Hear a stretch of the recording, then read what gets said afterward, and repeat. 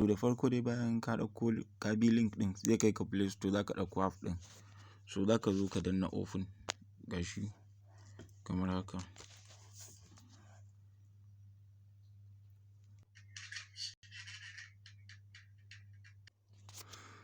Bayan ya gama loading zai kawo ka nan. A nan za ka sa referral code, wanda referral code ɗinmu shine za ka sa wannan referral code ɗin wanda zan ajiye muku shi nan a ƙasa.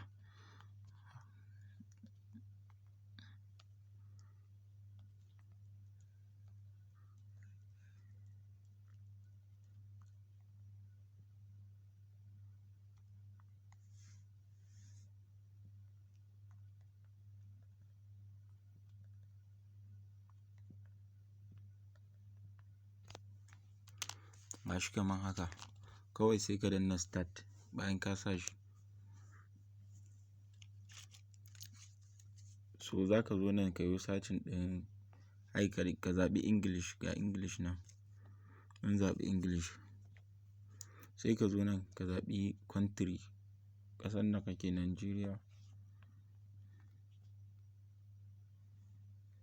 Gashi kamar haka.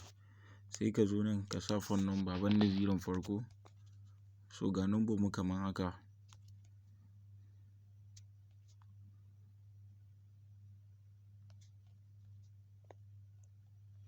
Sai ka danna next.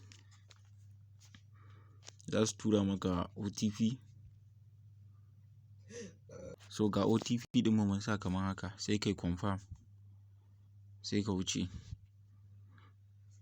So za ka zo nan kawai ka danna next. Bayan ka danna next sai ka zaɓi pin ɗin da kake so guda 4 kai confirming shi ma.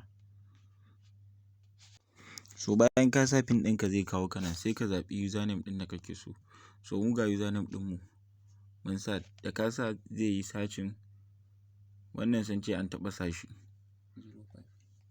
Misali sai ka ƙara wani abu wanda dai zai zamanto cewa wannan yana available. So gashi wannan sun ce yana available sai ka danna next.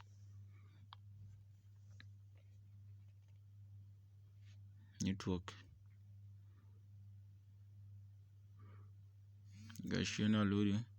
Okay, so idan ya gama loading ga wani waje nan da aka sa back off.